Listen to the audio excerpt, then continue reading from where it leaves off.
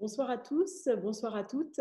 Bienvenue dans les conversations. Nous sommes dans un nouveau format d'échange, 100% live avec les acteurs de l'hôtellerie, les acteurs de la restauration et du tourisme d'aujourd'hui et surtout de demain.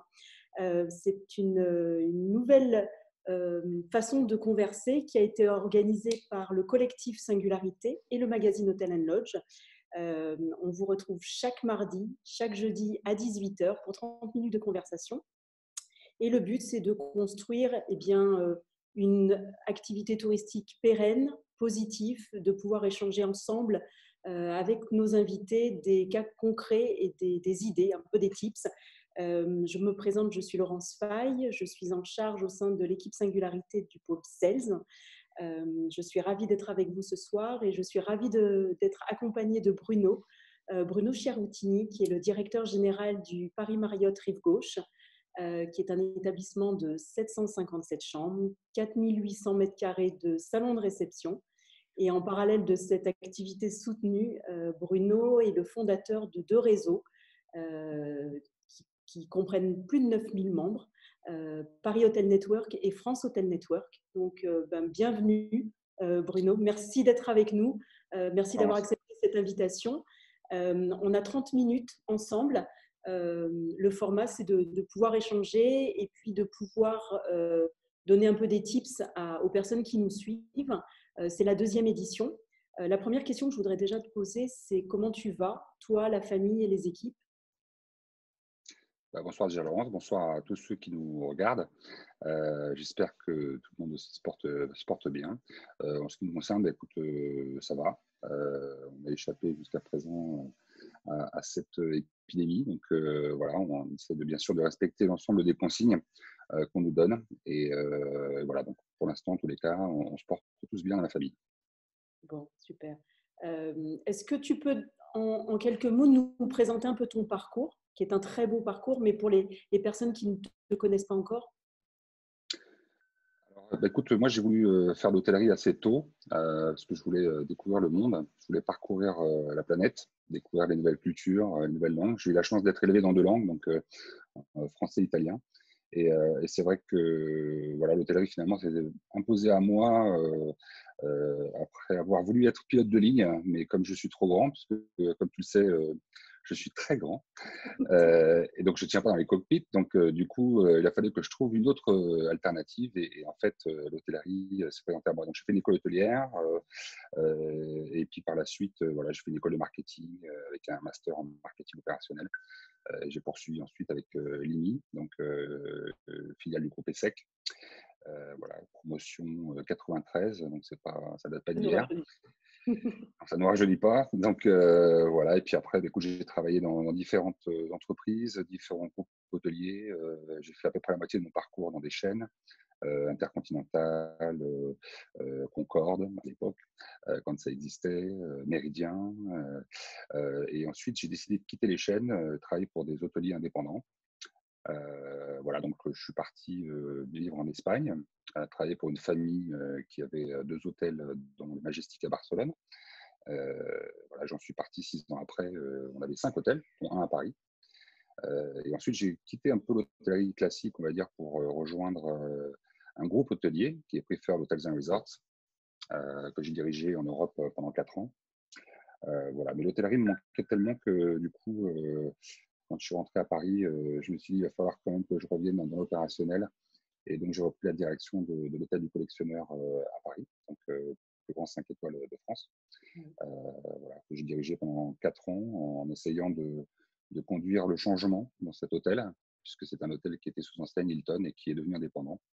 Donc voilà, donc avec les équipes, on a essayé de réécrire l'histoire de cet hôtel, une nouvelle histoire. Voilà. Ensuite, après, j'ai eu d'autres parcours. J'ai monté 2 sociétés également d'accompagnement et de conseil pour les entreprises, dont une avec 3 associés, anciens directeurs généraux d'hôtel. Voilà, on a fait des missions à droite à gauche. Qu'est-ce que j'ai fait d'autre? J'ai travaillé aussi chez. Après, je suis revenu chez les chaînes. Oui. Voilà, je suis rentré chez Hilton. Et puis, voilà, Hilton Charles de Gaulle. Et là, plus récemment, effectivement, depuis septembre, je dirige le Marriott Rive Gauche. Voilà, avec beaucoup d'employés, beaucoup de challenges, beaucoup de chambres. Voilà, un hôtel passionnant. C'est un gros porteur, on peut dire que c'est un gros porteur, le Marriott Rive Gauche. Tu as combien de collaborateurs quand tu es en Écoute, activité? alors oui, c'est un des plus gros porteurs à Paris, hein, évidemment. 757 chambres pour Paris, c'est énorme. On a en tout à peu près 320 collaborateurs directs. Et ensuite, on a également des sous-traitants, parce que notamment les chambres en particulier sont sous-traitées par une société extérieure. Donc voilà, tout ce qui est maintenance, on va dire nettoyage des parties communes également. Donc voilà, il faut rajouter à peu près une centaine de collaborateurs. D'accord. Et actuellement, l'hôtel est fermé à la clientèle? Bah, malheureusement, oui, hein, comme la plupart des hôtels à Paris, on a fermé nos portes nous, le 18 mars, puisque c'était le dernier jour où on accueillait des clients à l'hôtel. Malheureusement, voilà, depuis le 18 mars, effectivement, l'hôtel est fermé, mais il n'est pas sans vie actuellement, parce que j'ai aussi des équipes sur place qui Oui. assurent une certaine continuité. Tu as combien de personnes qui sont sur l'hôtel et quelles sont leurs missions? Alors, on a plusieurs.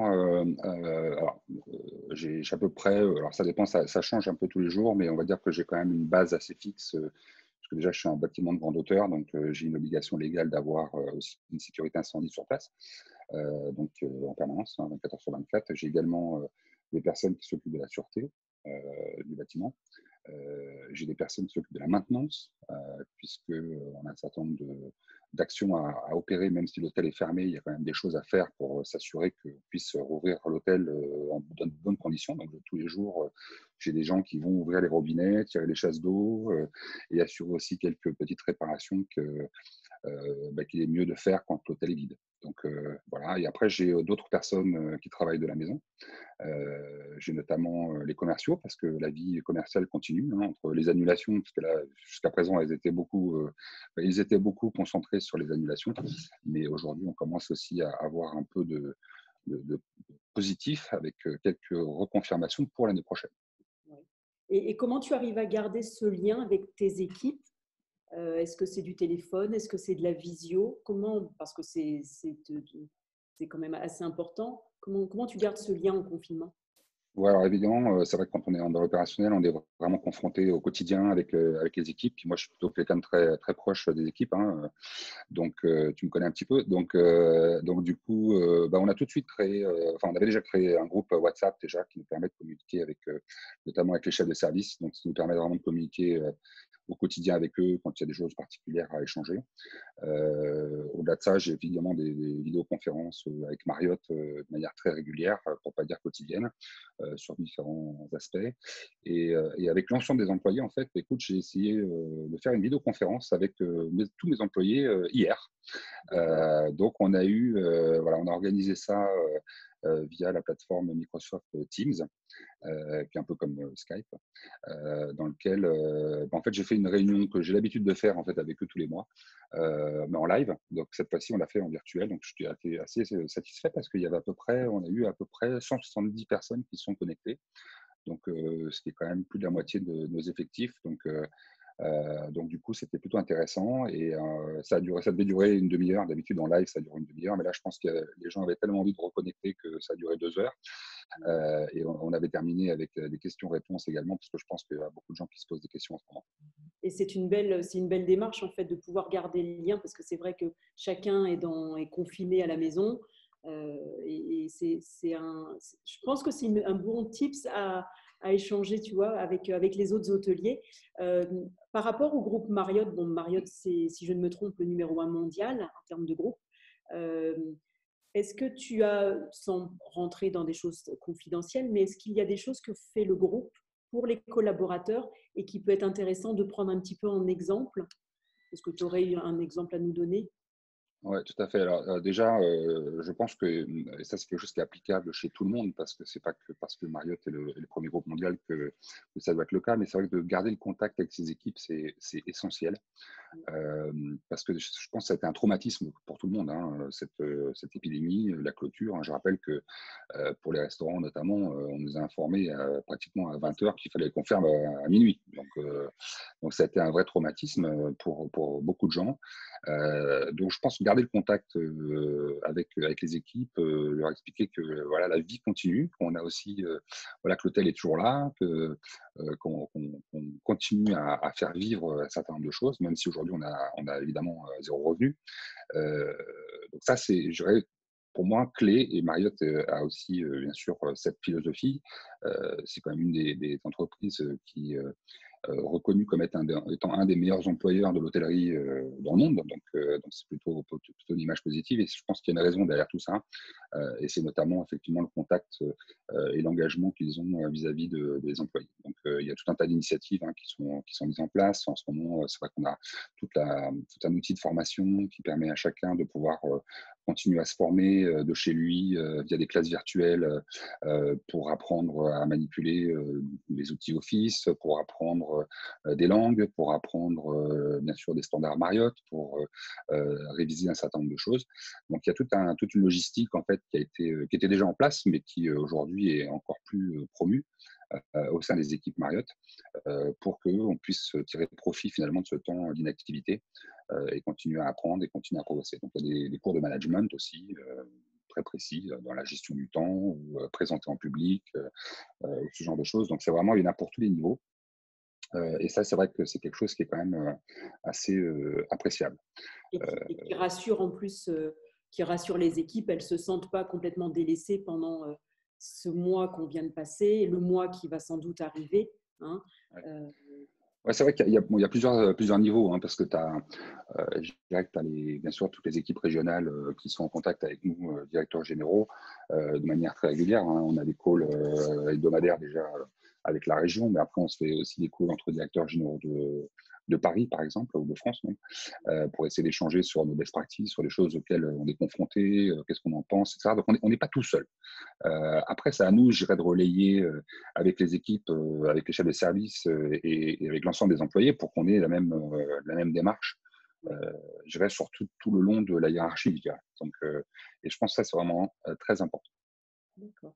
Et concernant ton équipe commerciale, parce que c'est vrai que tu as un hôtel très corporate, très tourné meeting, est-ce que tu as déjà abordé certains aspects pour la reprise avec l'équipe commerciale en termes de discours, en termes d'action commerciale, même de communication auprès des clients? Alors, je dirais que l'équipe commerciale, elle s'est pris un tsunami d'annulation. Voilà, le mois de mars a été un mois absolument terrible et très frustrant pour eux parce que je pense qu'on devait avoir un mois de mars exceptionnel, vraiment exceptionnel. Et ça s'est transformé en étant le pire mois de l'histoire de l'hôtel.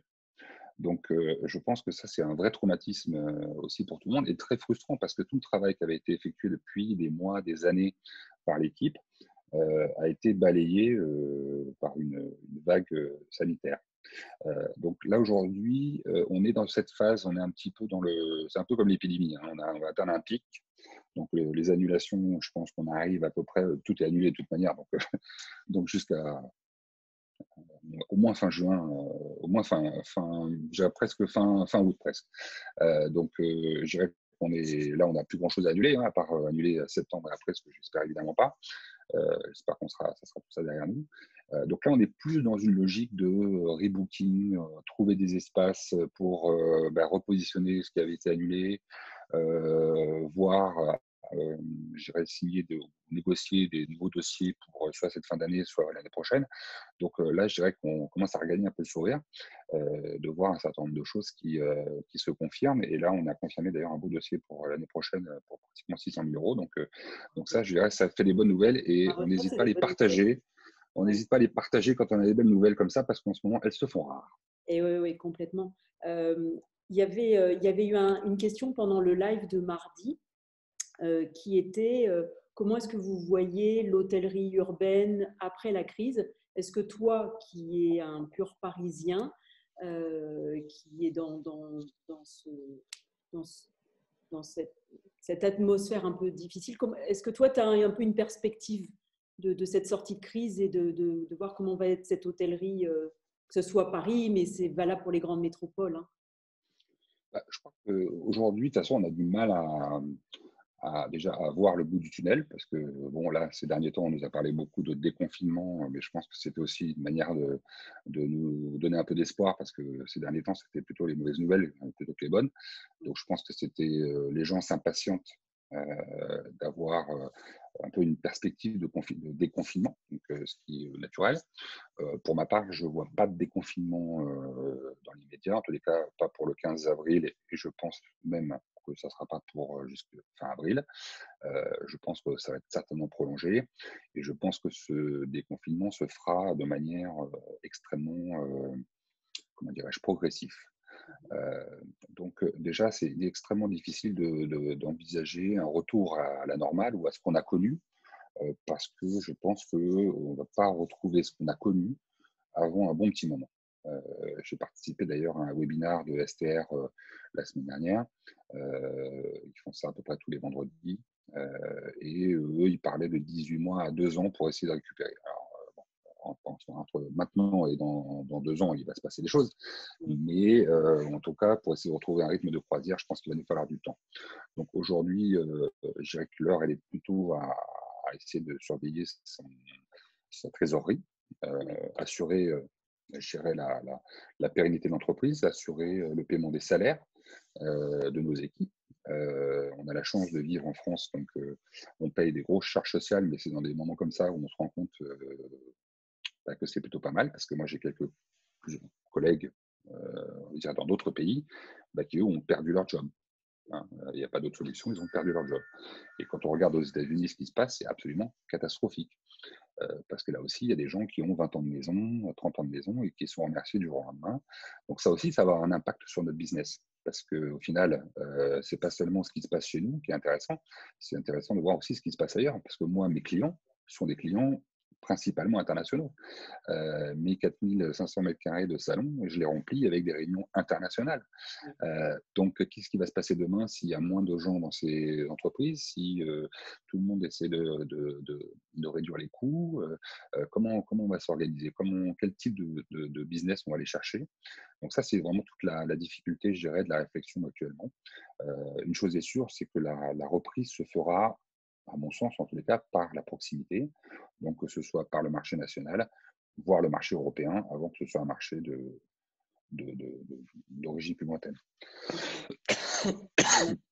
Je ne sais pas si tu avais lu, il y a eu plusieurs articles qui sont sortis sur des recommandations de l'Organisation mondiale du tourisme. Il y a quelques jours, il y a 23 recommandations qui sont destinées au gouvernement. J'en ai relevé quelques-uns. En fait, ils parlent de la situation actuelle et ensuite les mesures de relance et d'accélération du redressement, comme donner une impulsion au marketing et aux événements, les réunions, promouvoir les nouveaux emplois, faire une place au tourisme dans les programmes de redressement nationaux, régionaux et internationaux, préparer demain en se préparant aux crises, inscrire solidement le tourisme durable parmi les priorités nationales. Est-ce que il y a quelque chose dans ces recommandations qui, toi, si tu devais en retenir une seule et que tu dois porter cette parole auprès de notre gouvernement, en tant qu'hôtelier, tu dirais quoi? Déjà, je pense que tout ça, c'est des paroles très conceptuelles, en fait. Donc, bon, c'est bien de mettre le tourisme au cœur des préoccupations économiques. On est quand même un des rares pays, quand même, qui n'a toujours pas de ministre du tourisme attitré, alors qu'on a quand même des millions d'emplois non délocalisables dans notre activité. Donc, ça, c'est un truc que j'ai toujours pas compris. On est probablement un des pays on est le premier pays au monde en termes de tourisme, que ce soit tourisme d'affaires ou de loisirs. Donc, je veux dire, les priorités, ça fait longtemps qu'on parle que le tourisme, c'est une priorité, etc. Bon, là, c'est l'Organisation mondiale du tourisme, donc ils sont assez générales. Bon. Il y a une chose qui est sûre, c'est que je pense qu'il y aura un avant et un après, ça c'est sûr. Et je pense qu'on va certainement accélérer, voire s'accélérer un certain nombre de tendances qu'on avait déjà commencé à percevoir, sur notamment le développement durable, sur l'expérience, sur je dirais la proximité, sur le retour aux vraies valeurs. Et je pense que ça, c'est des choses, et les crises, généralement, nous apprennent à nous concentrer sur l'essentiel. Et donc, du coup, je pense que cette crise-là, parce qu'au final, c'est comme si on était en train de vivre une troisième guerre mondiale. au final. Hein. C'est une guerre contre un virus, hein, pas C'est une contre des ennemis, guerre mais sanitaire. c'est une guerre mondiale. Mm. Hein, on parle, Bruno Le Maire disait encore avant-hier, je crois que la France avait perdu 6% de PIB, ce qui correspondait à peu près à la crise qu'on a vécue juste après la guerre mondiale en 1945. Mm. Donc, je veux dire, c'est pas quelque chose de, voilà, c'est pas une petite crisette, c'est pas les gilets jaunes, quoi, tu vois. Mm. Complètement. Donc oui, donc je pense qu'il y a effectivement, je pense qu'il va falloir qu'on se recentre sur l'essentiel, sur l'accueil. C'est un truc sur lequel on n'est pas super bon en France. On a tendance à oublier qui paye nos salaires. Moi, c'est le langage que j'ai souvent avec mes employés, hein, c'est de leur dire que celui qui nous paye le salaire, au final, c'est ni l'employeur, ni le propriétaire, ni qui que ce soit d'autre que le client. Et ça, c'est quelque chose qui a du mal à rentrer en fait dans nos têtes, ou en tous les cas, c'est quelque chose qu'on se doit de rappeler en permanence. Et comme tu le disais, le sujet qu'on abordait avant au niveau du management, je pense que le premier aussi de nos clients, c'est nos employés. Et je pense que, alors ce n'est pas le cas chez Marriott, mais je pense qu'il va y avoir aussi une réflexion de la part du milieu hôtelier, de la restauration, pour qu'on valorise plus et on accompagne plus les équipes, parce que le redressement, il va être le fait de tout le monde, pas simplement de la direction générale, mais que tous les employés puissent retrouver un état psychologique déjà, parce que c'est vrai qu'on va être confiné pendant 2 mois. Et le fait de prendre soin de toi, de tes collaborateurs pendant cette période, je trouve que c'est une très très bonne chose parce que le lien ne va pas être coupé. Hein. On a la Euh, chance d'avoir quand même un savoir-faire aussi. Tout oui, n'est pas non plus si noir, hein, mais c'est vrai on a quand même un savoir-faire. On a aussi une autre problématique en France, c'est qu'on a beaucoup de mal à recruter dans nos métiers, dans notre secteur. C'est dommage. Bon, après, je dis ça parce que je suis dedans et que je suis un passionné, mais c'est quand même dommage parce que c'est des métiers formidables. Alors, c'est sûr, il y a certaines contraintes. On a des horaires parfois décalés, parfois on doit travailler le week-end, mais il y a tellement d'autres avantages, il y a tellement d'autres bénéfices que je trouve que c'est un métier qui est vraiment passionnant. On a la possibilité de voyager, on a la possibilité de découvrir le monde, pratiquer des langues, découvrir des gens avec des cultures différentes. Et c'est un vrai, je pense, que c'est un métier qu'on peut faire avec passion, mais on peut se découvrir cette passion. Et c'est vrai que c'est important, évidemment, d'accueillir les talents, essayer surtout de les développer, de les aider, parce qu'il y a plein de choses à faire. tout à fait. Si tu devais donner je dirais un conseil aux hôteliers qui nous suivent, ce serait quoi? Ben, écoute, c'est un peu enfin, une des raisons pour laquelle j'ai créé Paris Hotel Network et France Hotel Network sur Facebook, c'est notamment parce que je me suis dit, c'est marrant parce que bien sûr, j'ai des informations qui m'arrivent, etc.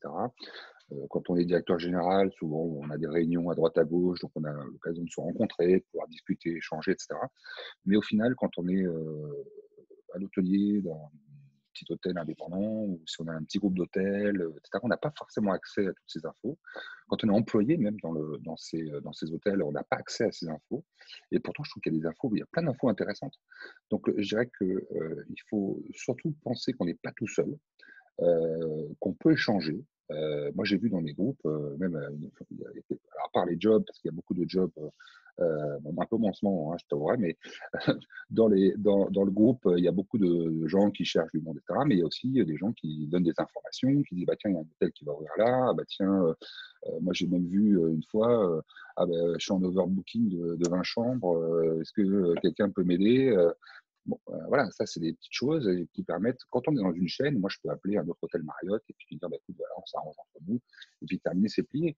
Quand on a un hôtel indépendant, qu'il y a pas mal de tensions sur Paris, bah, là, ça devient plus compliqué. Il faut avoir son réseau, il faut pouvoir discuter, il faut voilà, pouvoir échanger, les OTA aussi, avec leurs clauses. Il y a plein d'échanges sur ces thématiques-là. Donc voilà, moi je pense que c'est tout l'intérêt de ces réseaux, c'est de pouvoir échanger, partager, voilà, Que faire tu ses avais créé propres il y a 4 ans, c'est 3 ça? ans, Il y a 3 ans, 3 3 ans. ans. Ouais. 3 ans. avec plus de 9000 membres. Ouais, sur les deux groupes cumulés, il y a à peu près 9000 membres. Et puis j'avais créé aussi, parce que j'ai vécu en Espagne pendant 7 ans, donc j'avais créé aussi Espagna Hotel Network, bon, qui est un petit peu moins actif, mais bon, les Espagnols ne sont pas tout à fait dans le même état d'esprit que peut-être que chez nous, pour ce genre de choses. Donc voilà, ouais, donc 9000 membres en 3 ans. Ouais, je t'avoue que j'étais un peu surpris, hein. J'avais créé ça sur mon balcon un samedi matin, en me réveillant, en me disant tiens, quand même, je connais quelques personnes, ça serait bien si on créait un truc pour échanger. Et c'est parti en flèche assez rapidement. Et ça ne s'arrête pas. Et je pense qu'il faut peut-être qu'on précise pour les personnes qui ne connaissent pas encore ces deux réseaux-là qui sont sur Facebook, que ce sont des groupes fermés. Donc, c'est toi qui valide, Ouais. qui valide l'adhésion, entre L'adhésion, guillemets. Hein, tout à c'est fait. gratuit, bien entendu. Oui, bien sûr. Ouais. Oui, c'est gratuit, il n'y a pas de pub. J'autorise pas de pub, je n'autorise pas de fournisseurs à me vendre ses produits, etc. Donc, c'est vraiment un réseau d'hôteliers pour les hôteliers. Voilà, donc on peut se faire inviter, on peut quand même me trouver hein, sur Facebook, mais effectivement, on ne peut pas, on n'y adhère qu'à partir du moment où j'ai donné mon feu vert. Donc, il faut être gentil avec moi. Super. Bon, ben ça, on arrive à la fin de notre conversation déjà. Je voudrais te remercier infiniment d'avoir pris de ton temps pour partager ce moment avec nous. Remercier Hotel Lodge de nous permettre d'organiser ce type de conversation un peu en live. Bon, j'espère qu'on va vite sortir, qu'on puisse se voir. Toi, tu es à Paris, moi, je suis à Nice, donc on est à 1000 km l'un de l'autre. C'est vrai qu'on ne s'était jamais parlé par visio. C'était un peu une première pour nous deux. Donc, merci en tout cas. Et puis, on vous donne rendez-vous mardi à 18h avec un nouvel invité, une nouvelle invitée. C'est Leslie Jones, qui est la fondatrice et la présidente du groupe Pitaya. Elle sera interviewée par Laurent Beaulieu. Donc, on vous souhaite un très bon week-end de Pâques en famille. Restez chez vous de manière à ce qu'on puisse tous se retrouver. Bruno, prends soin de toi et puis à bientôt. Merci beaucoup, merci en tous les cas. Et puis, je souhaite à tout le monde aussi que vous fassiez bien attention à respecter aussi les consignes, parce que plus on les respectera et plus on sortira vite de tout ce merdier. Donc, portez-vous bien, prenez soin de vous, prenez soin des vôtres. Et puis, j'espère qu'on se retrouvera pour des bières de Spice. Super. Merci, à bientôt Bruno. Bye.